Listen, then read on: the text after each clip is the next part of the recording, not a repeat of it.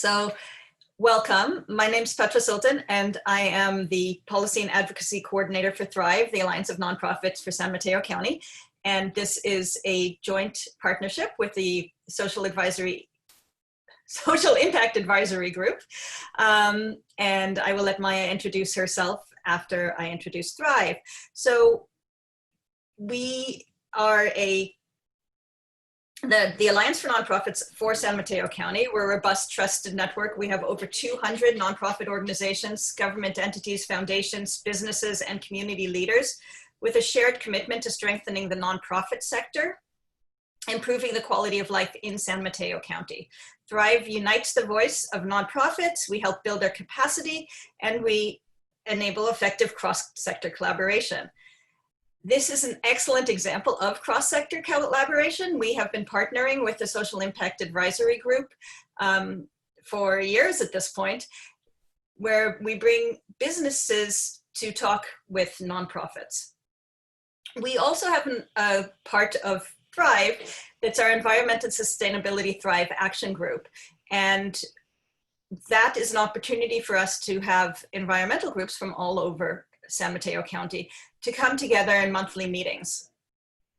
And those monthly meetings have different topics. And so this time we decided to combine the two groups because it's a perfect opportunity to do both our cross-sector and our environment with this topic. So we're super excited to be here.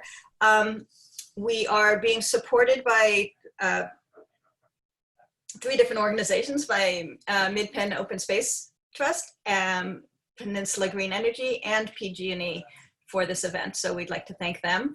And of course, thank our partner, Maya. She's going to be doing all of the moderating for this, but one thing that we are going to do after we have our panelists here is we're going to do a quick lightning round for all of the people on the call who are somehow or another involved in food and sustainability work, and that would like to do a quick 30-second commercial about what their organization does. Because as we were noticing the signups, there's some really cool organizations here, and we want to make sure that you all have the chance to talk about what you do. And we will send out follow-ups afterwards, and hopefully you guys will have a chance to actually make some connections when we do our breakout groups. So with that, I would like to introduce Maya. Excellent, thank you, Petra. So welcome all to Social Impact Advisory Group's virtual panel with Thrive in collaboration with Thrive.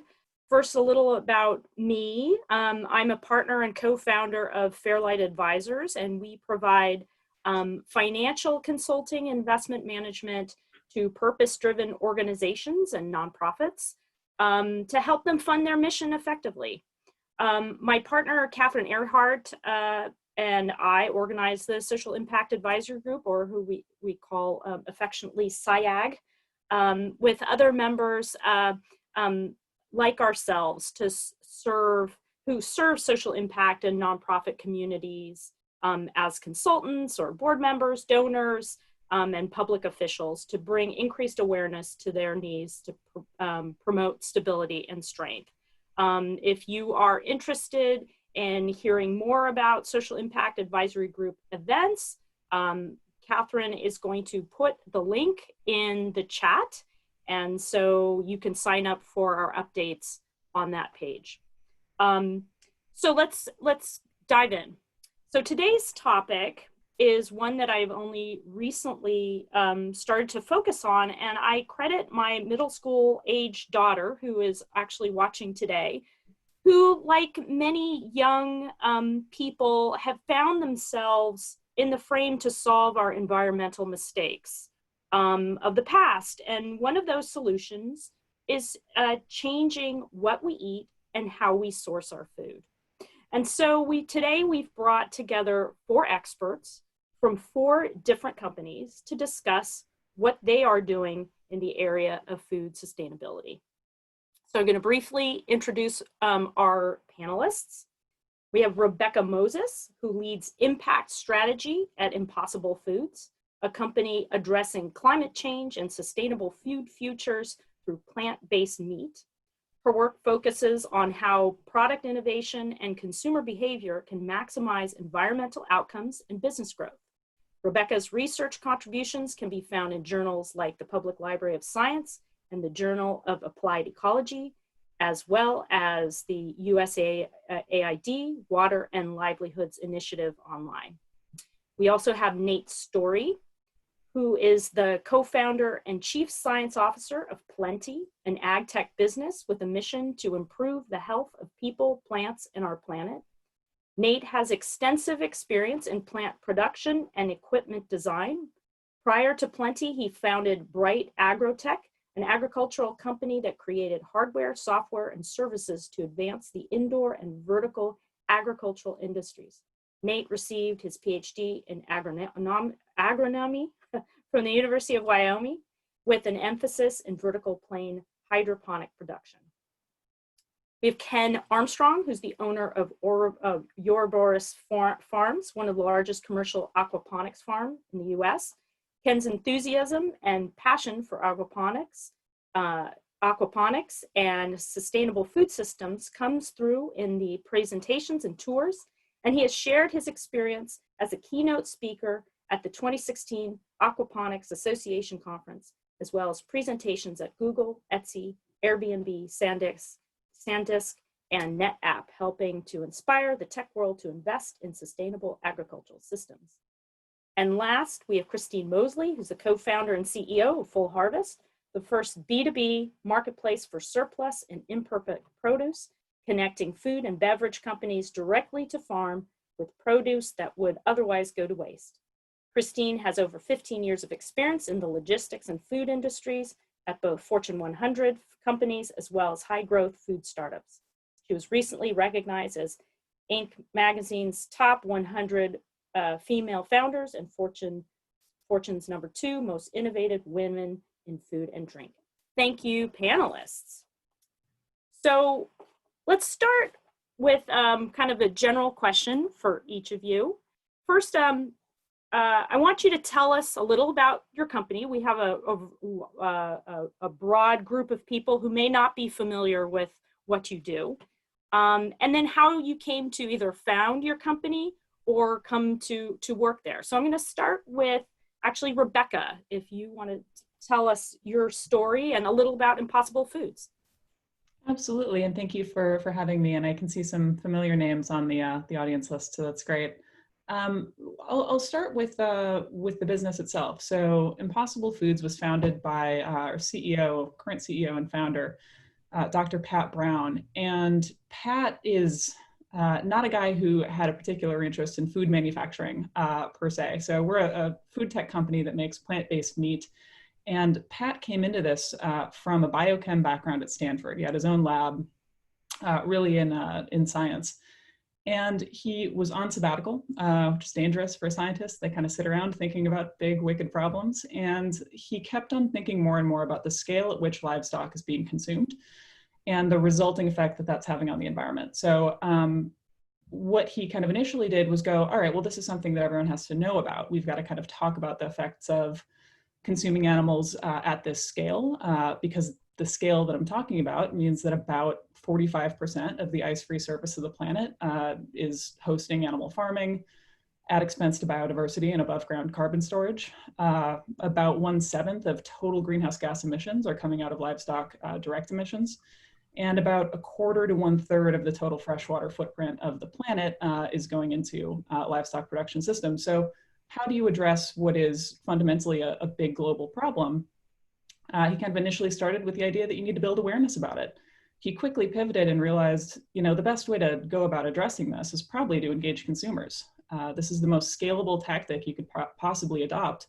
And you've got to give consumers something that they don't have to compromise on. And so the Impossible Burger was born. So this is our flagship product. We now have Impossible Sausage, plan on releasing a whole array of plant-based alternatives, but the idea is you can meet consumers where they're at in terms of their immediate needs for food, as delicious, as nutritious, as versatile as the animal-based versions of the products that they would want to be able to bring to a barbecue instead of tofu, for example, but at a tiny fraction of the net resource impact across land, water emissions, water pollution, et cetera. So that's Impossible Foods. That's why we were founded, why Pat Brown founded the company. I came into Impossible kind of through a strange route, to be totally honest.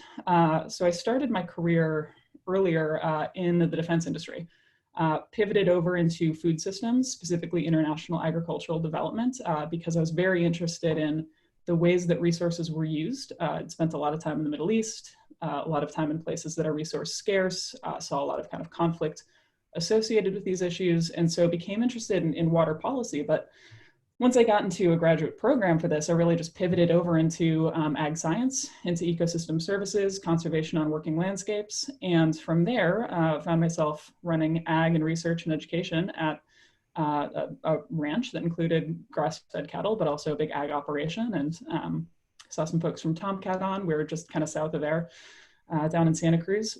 But what I was interested in Impossible for was the idea of scalable solutions for consumption and net demand globally. So you can do as much as you can on a given acreage, but what Impossible Foods is doing is providing this really transformative, very, very scalable kind of climate and biodiversity tool that you can put into the hands of billions of consumers. So that was how I landed at Impossible. Thank you, thank you. So next we'll go to Christine.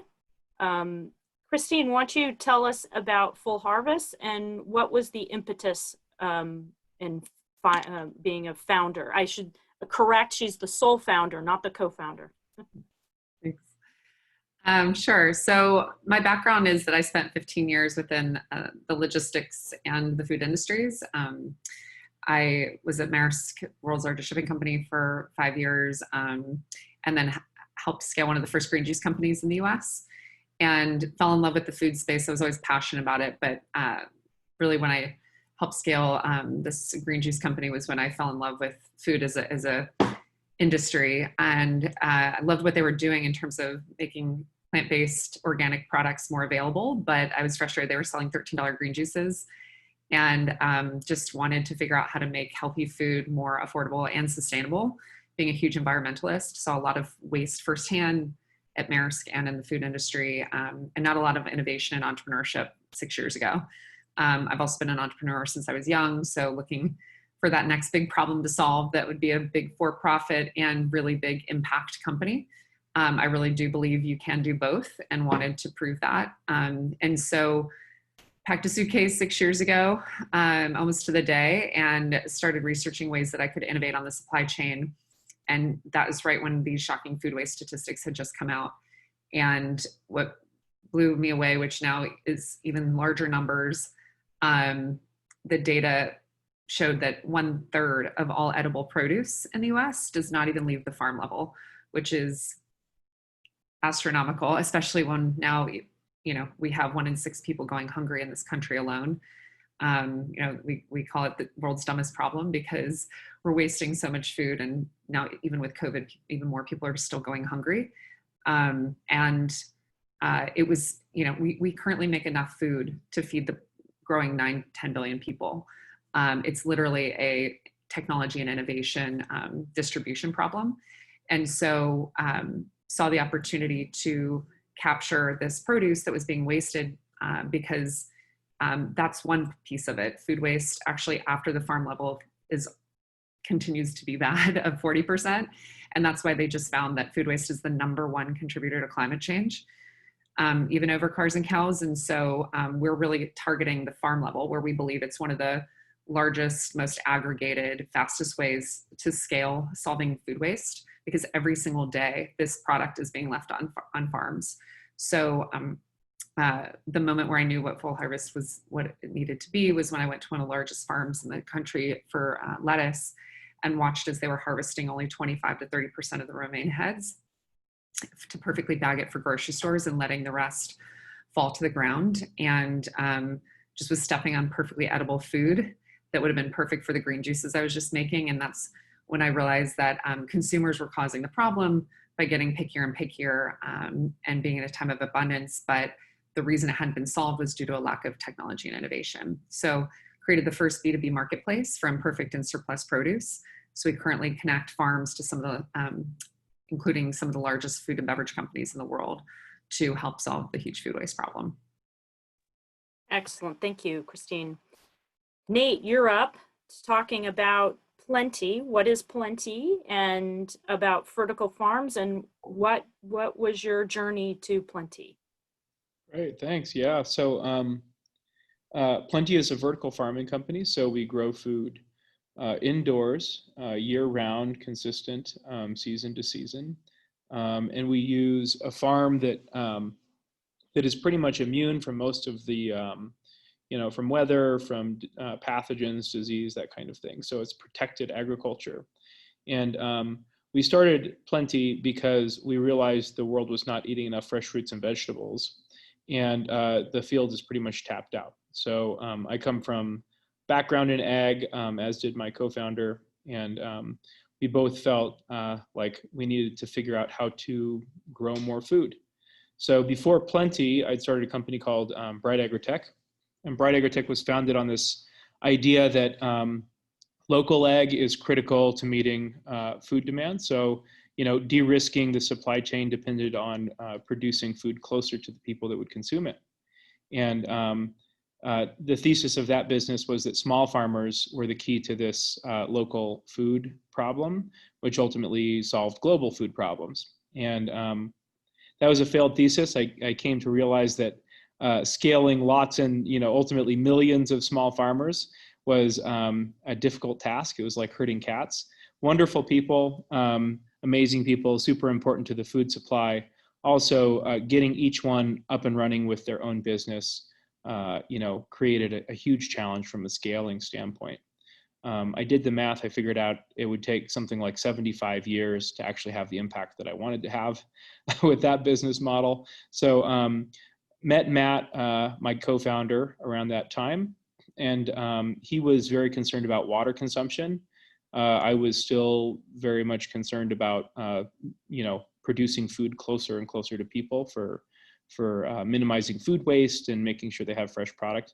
We hit it off, and we started on the Google campus with a small farm there and scaled, and ultimately kind of ended up where we're at today, which is in South San Francisco with a large farm, and we're building another farm down in Compton now.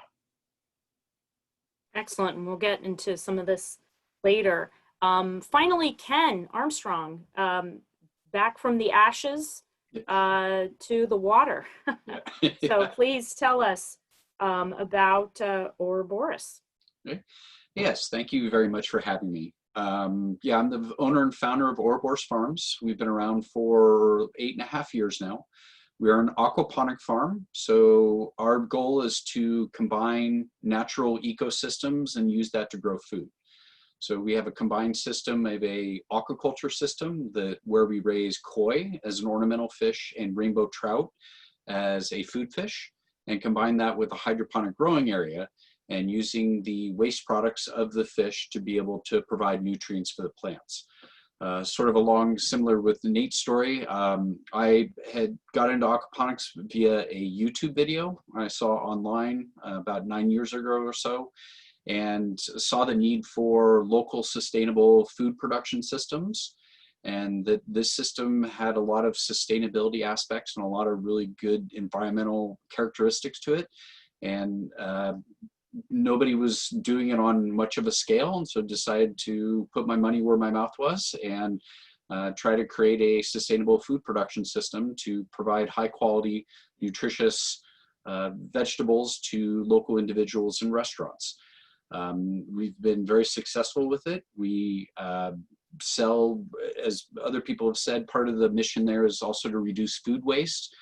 By bringing products closer to the end user, we reduce food waste both on the farm side and also on the restaurant side.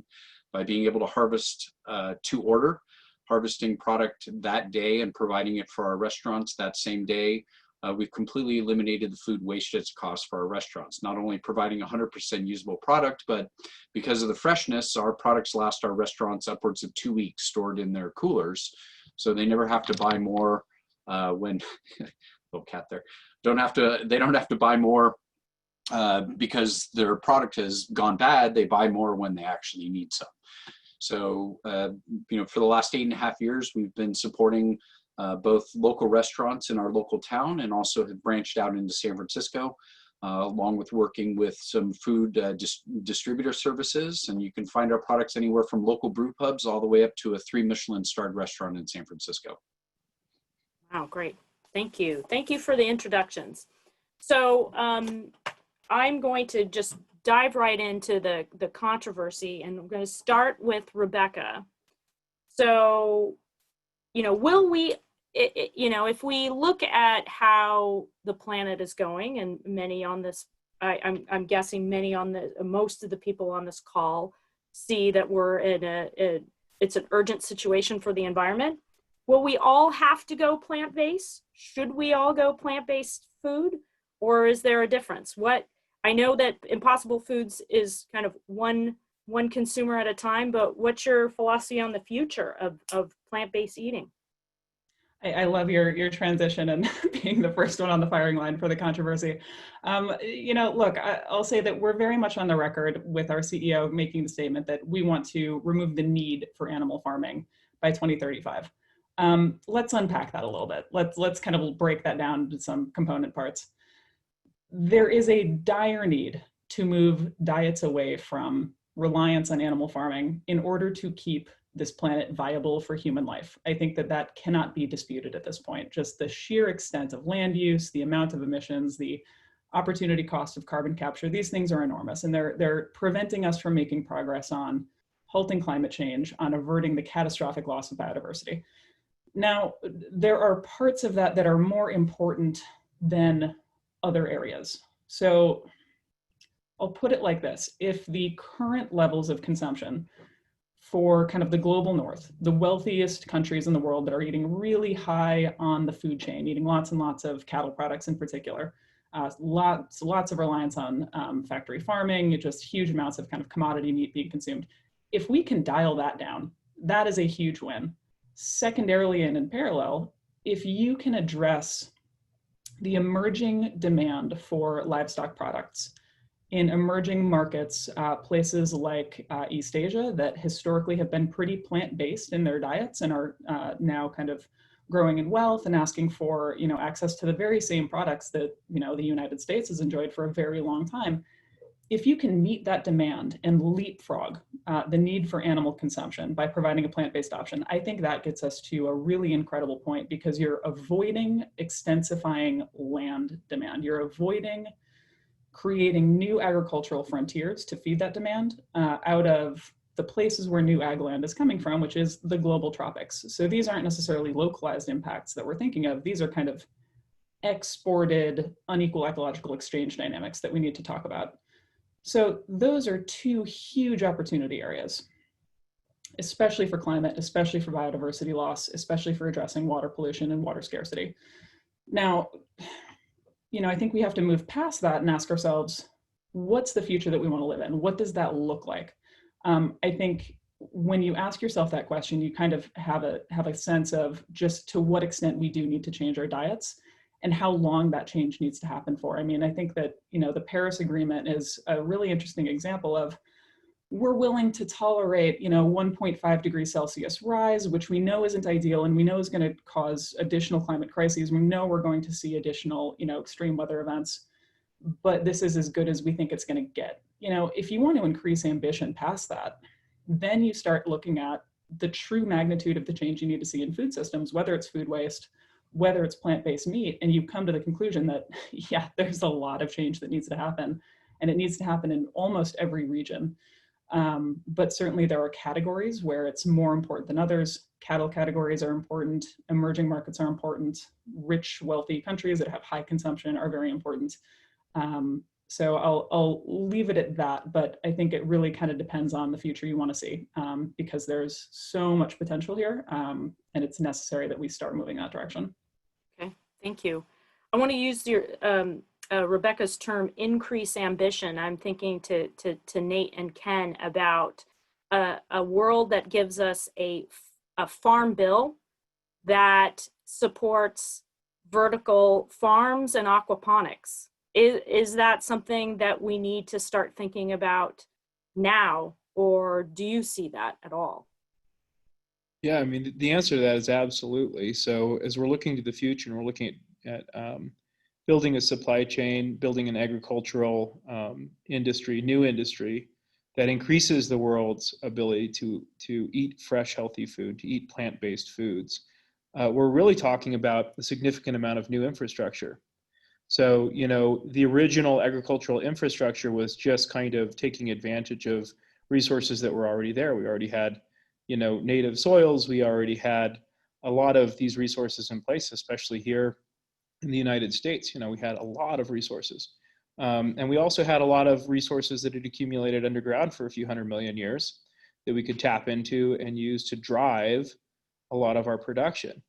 So, we've kind of been living on these legacy resources. And as we look to a global population that's growing, as we look to the, a diminishing amount of arable land, especially when it comes to fresh fruits and vegetables, we have kind of a production intensity problem to solve. And I think both Ken and I are in the business of trying to understand how we solve those resource intensity problems, production intensity problems. So like for us, we view ourselves like a lot of other infrastructure. We imagine a world where there's agricultural infrastructure attached to cities.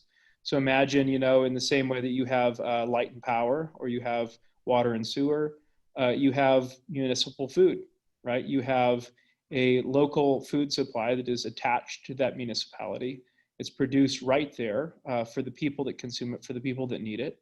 It's culturally appropriate. It takes into account the local taste and is able to, respond very quickly to people's needs. And that's kind of the level of production we need. To do that, it's going to require hundreds and hundreds of millions and billions of dollars, ultimately. This is not a small problem to solve. And as we think about, scaling that kind of infrastructure, it's going to require that the government is partnering with companies who are engaging in this kind of work. And the reason there is, the government has partnered with traditional ag for a very long time in a lot of different ways, and has enabled traditional ag. And as we look to the future and think about the new forms of ag that we must have in order to feed people food that is healthy, fresh, nutritious, local, the reality is we can't do that without a significant amount of resources. So the question is really about how fast we want to do it. We can do it with private capital. It goes slower. Obviously, having a supportive government helps. Having legislation that is friendly to this new kind of farming, to this new kind of production, is beneficial. And ultimately, I think this is kind of a public good that is worth investing in. Mm-hmm. Ken, do you want to respond? Yeah, I think Nate said it very eloquently. Yeah, there definitely needs to be investment from the government into new food production systems. Right now, a lot of the investment or the money from the government goes into traditional farming practices. With new technology, new innovations, I think it's important to really highlight those type of systems. One of the things we've experienced in trying to expand our own business is a lot of local communities are very in favor of the idea of local agriculture and having urban farms and things of that nature, but there's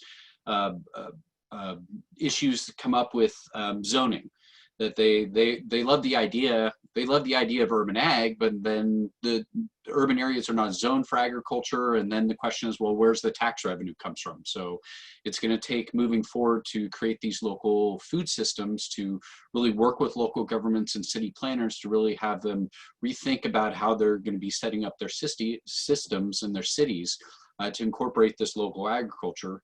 And as Nate said, in that sense, really get people to think differently and create a separate type of infrastructure that will enable this to happen in these local communities, which will increase food security and food sovereignty as well. Mm-hmm. Great, thank you. Okay, Christine, your hard question. So my question is, should food waste be regulated or fined, like similar to a pollutant? Or do you have other solutions? There's lots of solutions, but I absolutely think that we need to follow the ways of Europe and make food waste illegal. I think it is a crime, and it's killing the planet, and it's causing people to not have food when food exists. I think, there's multiple ways to do that, both with making it illegal like they do in Europe with grocery stores not being able to throw out food that could be donated, as well as subsidies for produce and or continuing the farm to family USDA box programs that they've been doing, which is a win-win on both aspects, where it helps growers to be incentivized to sell produce that they might have been having a hard time finding outlets for while feeding people. And also tax incentives for growers that actually do higher tax incentives for people that on the grower side that donate and or work to ways to have practices that reduce food waste. I think it's all critical.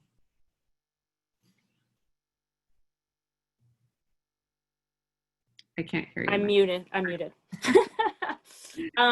So kind of for all of you, we can't not ask about the kind of the social justice, the pressing social justice concerns, issues of today, and food access, food deserts, and maybe starting with Nate. I know food deserts have been something that you've been very focused on. Could you define that, and what Plenty is doing to resolve that or address it? Yeah, you bet. So, I care a lot about food deserts. It's one of the reasons I got interested in local food to begin with, because I think local food production is uniquely, positioned to solve some of the issues with food deserts. So food deserts are basically geographic areas, historically have been thought of as geographic areas where people have limited or to no access to fresh food. So, when we look at the recommended diet, for folks, a significant portion of that diet is fresh fruits and vegetables. And today in the U.S., on average, we're, 50% of the fresh fruits and vegetables we should be consuming. And for folks in food deserts, it's often, 1/3 or less. And the reasons for that is there's just low access, or some people say high cost, but I really think it's really an access problem. I grew up in a food desert. And so, this is, food deserts can be urban, they can be rural, but they're oftentimes based on class, right? So folks that tend to live in lower income communities oftentimes live in food deserts. And so, at Plenty, we're building a farm in Compton. Compton is a food desert, as an example. I also run a science team in Wyoming. Wyoming is also a food desert. Wyoming is a distribution problem, a food desert based on income and distribution. Compton is a food desert. Some distribution, there's a lack of great grocery stores. So there's a lack of grocery stores in these areas. It also tends to be lower income. So, we're building it in Compton, and, there's a saying at Plenty, we say it a lot that food justice is racial justice. And, when we look to a lot of these communities, being able to offer people fresh food, we think is just one of these fundamental things. And I got into this because I felt that producing food was one of the last bastions of just straight up honest work, where if you produce food and you can put that in people's hands for an affordable price, and you can build a sustainable system around that thing, that is a good way to spend a life. And as we think about this, we feel like this industry is uniquely situated to go in and solve some problems that have existed for, in many instances, 100+ years. They move around, but they've definitely been there with urbanization and with the growth of, these extended supply chains. So, we tend to take a position on it that this is an amazing opportunity that hasn't been seen before, really, because it has been a solid 100 years since people produced vegetables next door to everyone else, right? How about the other panelists on the social justice issue? I mean, we've been heavily involved during COVID. We partner with companies like Salesforce and World Central Kitchen and Steph Curry's foundation to help feed people during this time of need. And I think that, it comes down to we already had an offline fragmented, broken system. And then you have a crisis happen and it just puts more pressure on that. And so that's why we've been seeing these, front page headlines of more food going to waste and more people going hungry. And so, really part of it is the supply chain that's been established that can't move quickly in terms of even packaging and distribution. But the other big portion of it is a lack of technology and being able to shift quickly to find new supplies, demand matching, because really that's what happened. No less food was needed. It was just literally food that went to one channel now needed to go to another channel, which is people's homes. And so we've stepped in and feel grateful to be able to help out with that. And now fed tens of thousands of families with produce boxes during this time. Our goal is at scale to be able to have part of our proceeds and part of our infrastructure to help get to food deserts, because really, like I said, we make enough food. It's really just a distribution logistics problem that needs technology and innovation. So, we're trying to get to scale first to really be able to do that, because I think you need that in order to be able to you need that infrastructure, and that infrastructure requires scale before it can do even more good. So that's really our goal in the long run. But we hope that out of COVID, some of the systems we've set up and some of the systems that some of the industry are shifting to will help. Like I said, like even with the subsidies from the government, I really hope that this has been successful enough that they continue that for the longer term. Great, thank you. And Rebecca, just even since shelter in place, we've seen how Impossible Foods is actually more visible in our grocery stores. And talk about how things have changed over the last few months, or is this really more gradual, and this was, or did shelter in place change that, or is it something else? Yeah, I mean, I think we're definitely kind of increasing our footprint in places where people are shopping right now. And I also want to note, just based on the prior prompt, that I think everyone on this panel is kind of working around also the issue that, the environmental impacts associated with the way our food system is currently constructed, the effects of that are disproportionately affecting, people who are food insecure, people who are subject to kind of extreme heat trends, to collapse of ecosystem services as, impeding their productivity in subsistence farming. So it's also, I think, just great to see transformative solutions come to bear for some of these kind of macro level problems. In terms of our response to COVID, we were in a pretty lucky place for a couple of reasons. The first is our, CFO, with kind of very prescient, sense of timing.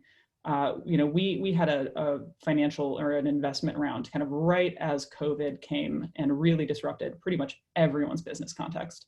So we were in a very privileged position to be able to respond in any way because we had taken on kind of some additional financing. That was very helpful. I'll say also that 2020 was always going to be a retail year for us. We've historically been very highly indexed on the food service sector. So you'd see us in better burger chains and quick service retail like Burger King, Wendy's, White Castle, Red Robin, for example, but you didn't see us as much in your grocery stores. So Albertsons, Safeways, Kroger's didn't have as much penetration into those channels. Now, 2020, we wanted to correct that a little bit. We wanted to show up everywhere that meat is sold, and that includes grocery stores, obviously. COVID, sure, changed how much we were going to focus on that, though. I mean, when the food service industry really took a hit, it was kind of the bottom dropping out for a lot of people. And for the brands that were able to flex over to grocery channels, I think that helped a lot. At the same time, I think our products lend themselves well to a takeout model. And so for the current food service sector, there's a lot of takeout. There's a lot of kind of eating outside.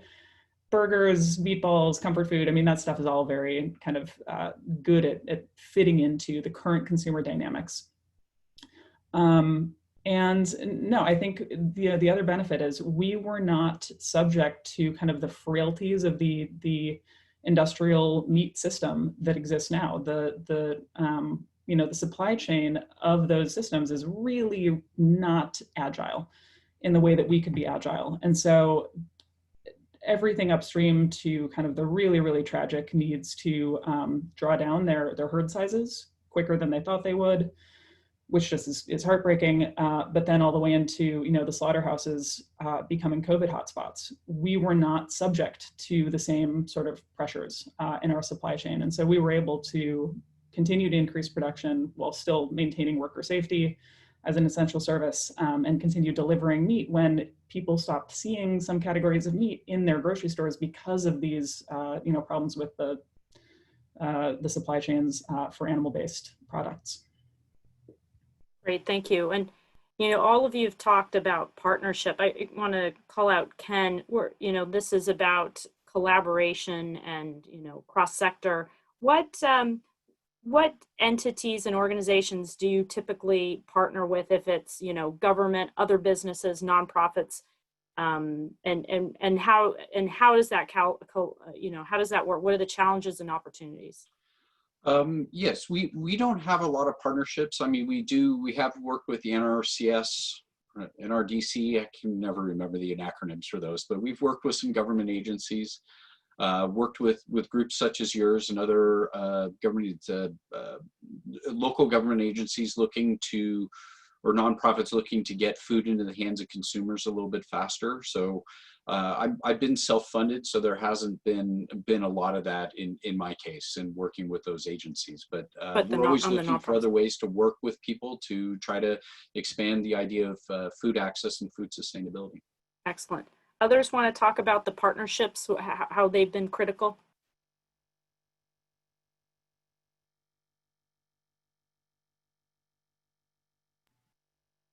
Christine, go ahead.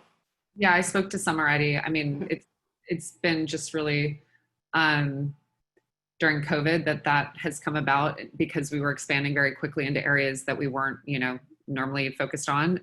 So they were critical in that on the nonprofit side to not only raise money, but help coordinate on last mile distribution to people's homes or schools or food banks or underserved communities. And then, I don't know, for our core business, I would say, we've had partnerships with some of the largest food companies in the world that in the coming months, really excited that we're going to be rolling out some co-developed products with 100% rescued vegetables or fruit. And I think that, my hope is that this is the tip of the iceberg in terms of, the next sort of organic trend being around rescued and upcycled produce supply chains. And we're currently the only company out there that does that. And so really excited to see the reaction in the market when these products come to light in the coming weeks and months. That's excellent. We'll look out for that. So we're going to do so we've got a few more things. We're going to pause on the panel. We're going to come back to our panelists, but I'm going to turn it over to Petra, who's going to do a lightning round, find out what some of our audience is working on food sustainability, and then we're going to have some breakouts. So take it away, Petra. So all of the people we've heard from are in for-profit companies, but there are a lot of nonprofits who are working in the same sector. So we wanted to give an opportunity to highlight them. So we will start with Yuka from Food Shift. Go ahead. Hi, thank you for that, Petra. I'm the new executive director of Food Shift. We operate a social enterprise kitchen fueled by food that would otherwise go to waste. And we offer culinary training for folks overcoming barriers to employment. And then they, in turn, help us to nourish our community by helping us cook the food. But for Operation Together, which is our COVID relief program, we are focused on food recovery to serve organizations committed to feeding marginalized communities. And they are struggling to scale up because of increased demands and disrupted supply chains. So we're delivering food for the organizations themselves. Like soup kitchens and other charities that have sprung up.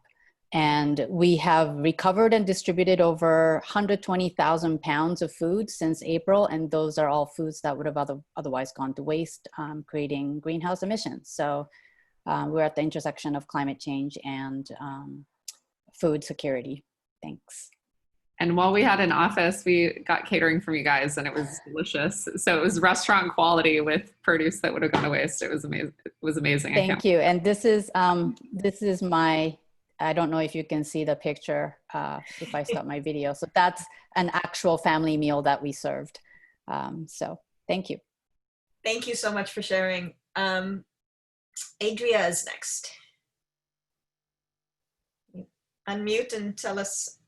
Hi, everyone. I'm sorry, I'm having bandwidth issues, so I'm going to keep my video off.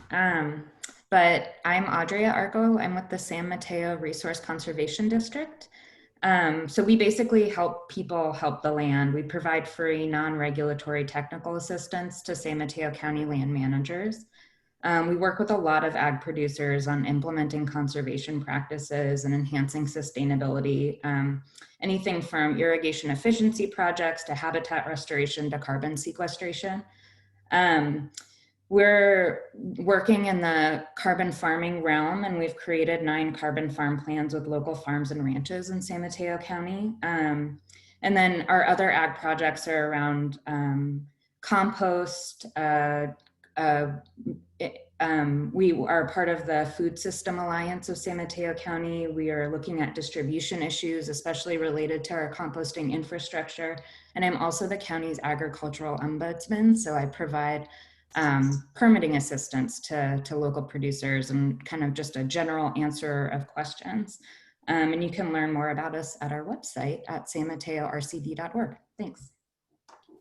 So we will be sending out at the end of this resources, and everyone who would like to send out their contact information will send that out as well, so that you can get in touch with the people that you're hearing from. I have one more, which is Nicole from Acterra. Go ahead, Nicole. Hi, thanks so much. That was really great. And thanks for the opportunity to share a little bit. So Acterra is a local nonprofit. We have a new program, our Healthy Plate, Healthy Planet program. It's about educating and supporting the local community with 2 goals: adopting a plant-forward diet and reducing food waste. And it's all about getting our greenhouse gas emissions reduced. So we have a newsletter you can sign up for. We have a number of different events. So last week we had an event, a panel discussion about the documentary film, The Invisible Vegan. And you can still request a link to watch the film if you like, and watch a recording of our panel discussion in English or Spanish. That's on our website. We're going to have an online cooking demonstration on November 1st. It's World Vegan Day. And we're bringing together leading Bay Area chefs to share their favorite recipes in a plant-based format and promote food waste reduction and induction cooking. And we've got a couple really good lectures coming up that would be of interest to you guys. On October 14th, Jack Norris on vegan nutrition, What Does the Science Say? And on November 17th, Hope Bohanec, Greenwashing Our Food, The Truth Behind Sustainable Labels. And we also have an online community that's forming. It's a Bay Area online community around sustainable food and supporting each other and sharing resources. And you can get information about that and sign up. It'll be launching soon. So I'll put some links in the chat box for everybody. But thanks for letting me share. And make sure you send those to Petra too, so we can send them out to the project. Definitely. I promise. We have one more, Kevin from Tomcat. Hi, everybody. I'm sorry about that. My signal dropped off, but that's rural Wi-Fi for you. My name is Kevin Watt. I'm with Tomcat Ranch down in Pescadero. We are a working grass-fed cattle ranch and learning laboratory that strives through science to understand how livestock, might be a climate asset and not a, liability. Our work focuses on identifying how the co-benefits of, thoughtful and carefully planned livestock production creates, really meaningful, co-benefits. And because a huge portion of our earth is not arable, you know, finding ways to graze it and manage it properly to enhance nutrient cycling and water cycling and rural wealth creation is a pretty scalable climate solution. So yeah, I see a lot of fun neighbors and partners on the calls. So thank you so much. Thank you. Anybody else want to share? Last chance. It was great to hear from other people who are also working in this. So we're now going to do breakout rooms so that everybody can have a chance to kind of dig in deeper to this. Your breakout rooms are going to be assigned, and then we will come back at the end for a quick closing. I'm going to put a form. The way we're going to do this is everybody's going to pick one person who's going to be the scribe, and we have 4 questions for you to go over. And that'll make for a really fun follow-up at the end. So you just click on the link for whoever is going to be the scribe. We'll answer these questions, and if you don't get to all of them, that's fine. And we'll see you all in 20 minutes. Make sure you click on the link because you may lose it depending on your platform. This is Doug. Hang on, everybody. I am doing some switching, some trading, last minute trading. Doing social engineering.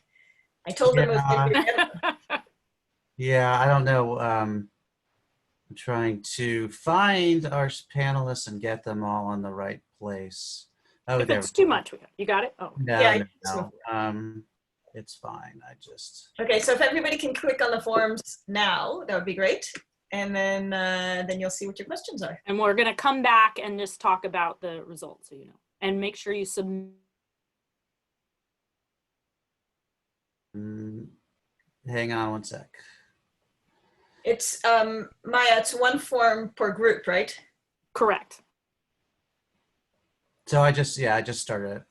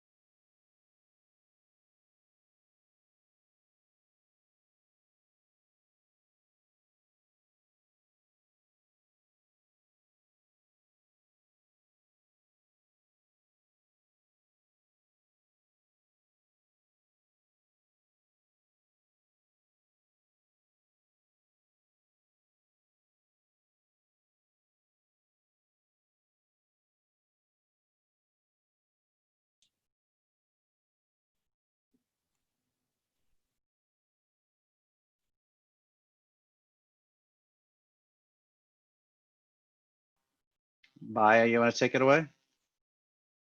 We're all coming back, I wait. think.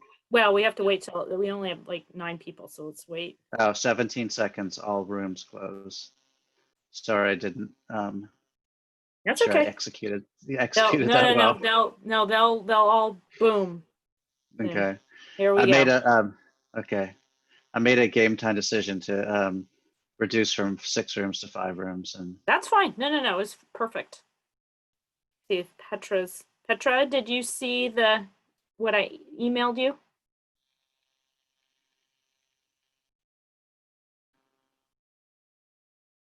You're on mute, so I can't hear you. So you can't hear me because I'm on mute? Is that what you're trying to say? We're moving. I think that's going to be like the line for this year is going The to be, meme, yeah. you're on mute. Yeah. So anyway, I was just saying I was going to wait till everybody pops back in. I hope everyone had a great discussion. I thought it was really nice to have some time in a small group. So far though, I only see 2. People could, 3. submit Okay. what they wrote.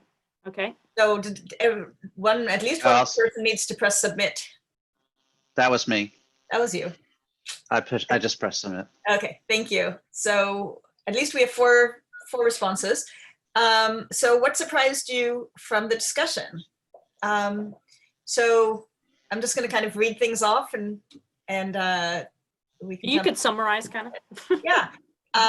The food deserts was interesting. People not thinking about food justice, not realizing the extent of the waste, which I think was talking to a lot of people. Zoning being an issue. The fact that in the EU, they actually have, you get penalized for food waste. Oh, somebody writes very nicely.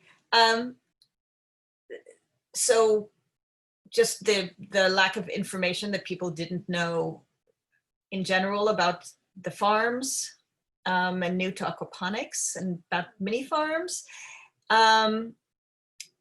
Also about greenhouse gases, how much they come from different things and if individuals are ready to make changes.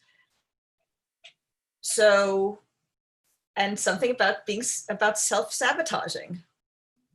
I like that. So what aligns with your knowledge and experience? I think that a lot of people, there's definitely something about kids, we talked about that in our group as well, driving some of the change. There's a lot of intersectionality between food waste, food insecurity, and logistics. And I think a couple of that's definitely something that came up in the panels. And then that living locally is really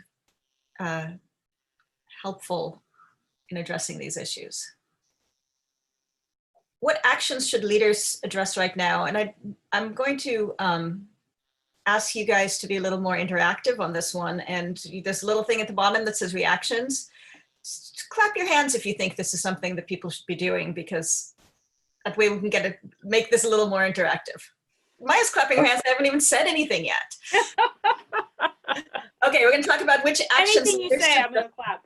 Excellent. Infrastructure projects around vertical farms. Infrastructure. What do you mean by that?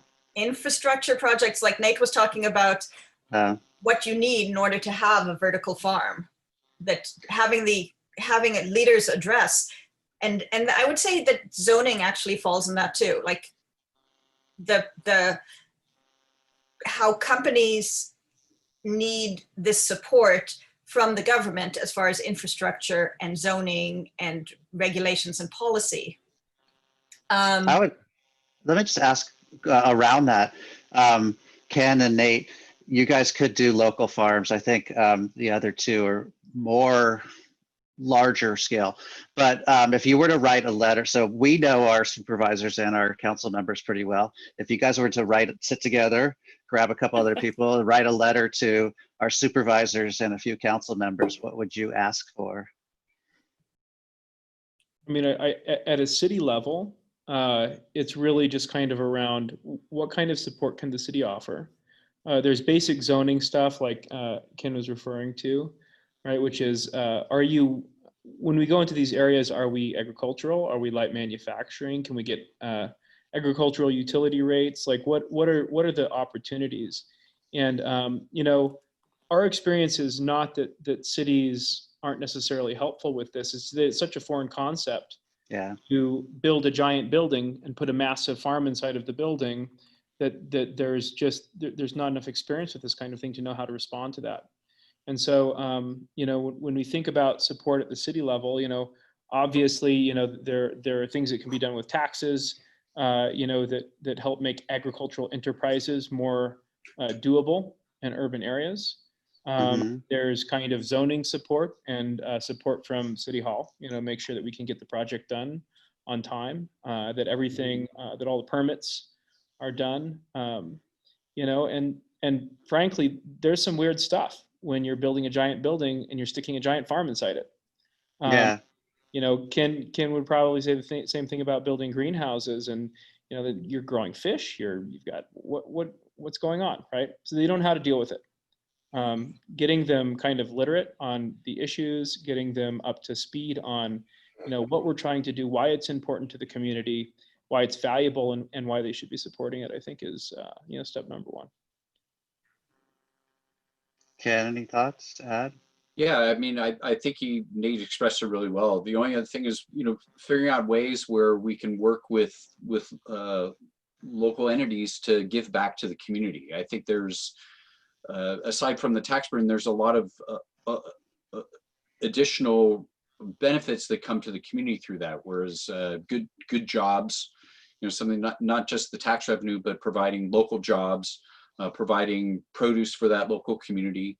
There are some business models where we've looked into the farm donating a certain portion of a percentage of its food to local food banks and local food shelters to help support the most disadvantaged of local communities. So I think mainly zoning, making it easier for businesses to get in there, and then partnering with them to provide benefits for the local community beyond any potential tax revenue.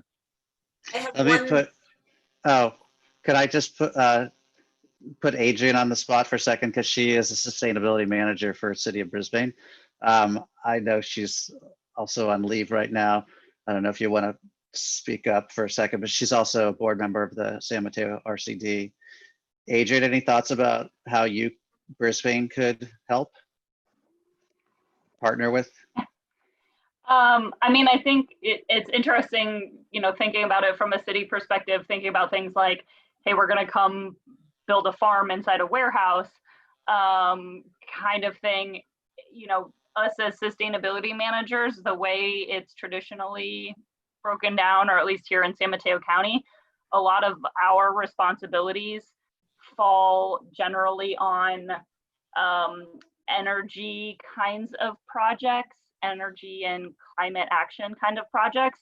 And the kind of questions that Nate and Ken are bringing up are things that are going to go to a planning department. So in a very small city like Brisbane, where the planning department is, were we actually in the office right across the aisle essentially from me, I could see my colleagues coming and asking me and maybe getting involved in something like that. But if you're talking about a larger city where you might have more separation, bigger silos, if you will, I think that it really is a challenge, because a lot of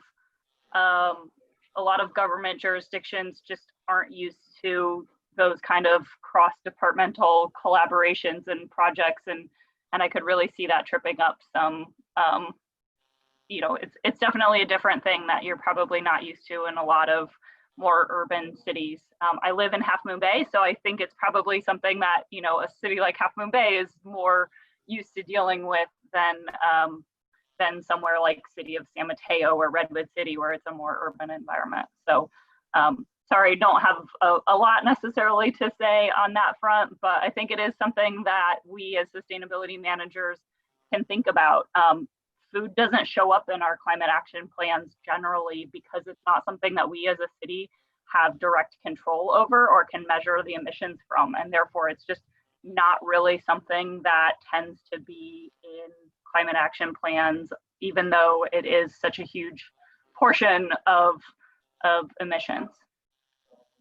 Thank you, Adrian. To get a government perspective.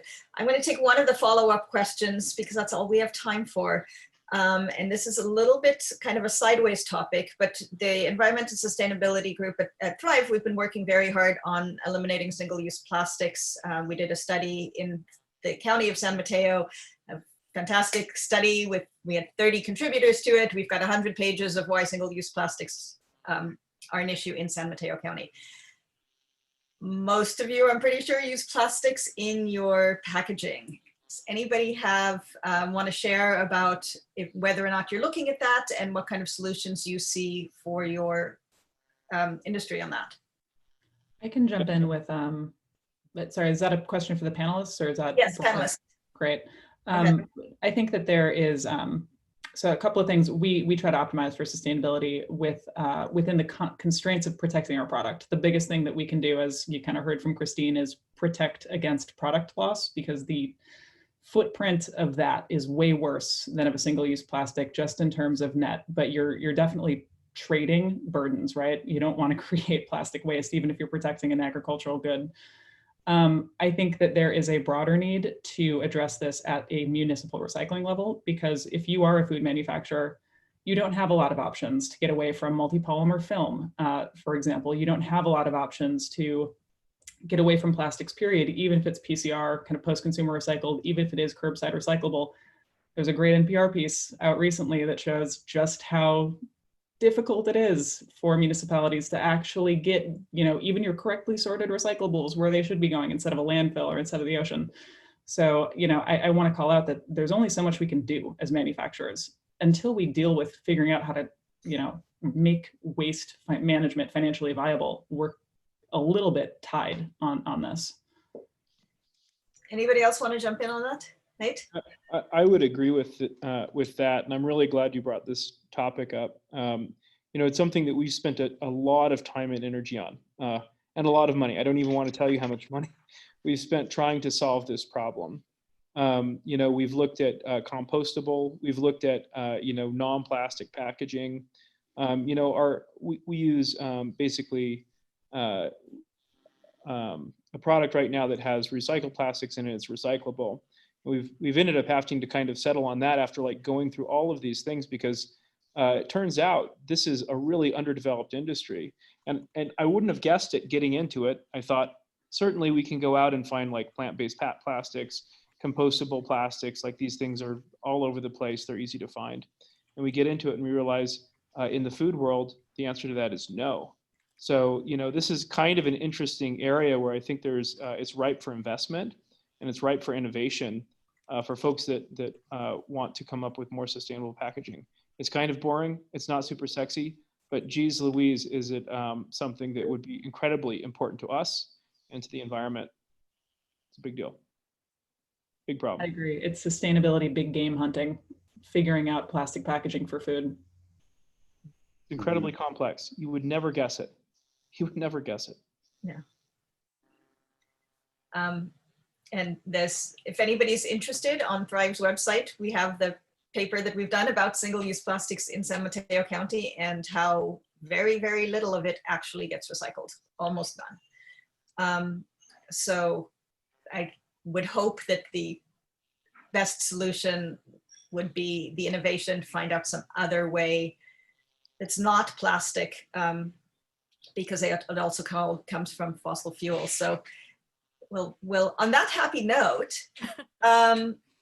we're going to keep our fingers crossed for some exciting innovation on plastics. We are very excited about all of the work you guys are doing on innovating and the sustainability in food, and wish you all a lot of success. And huge thank you, as always, to Maya for doing a great job facilitating and helping us pull this all together. Yes, thank you, panelists. That was really helpful and very enlightening and changing the way I personally will look at food. And I hope that others on this call too. Thank you again, and look out for some resources that we'll send out, and have a great rest of your week. Thank you. Thank Bye you, all. panelists. Thank you.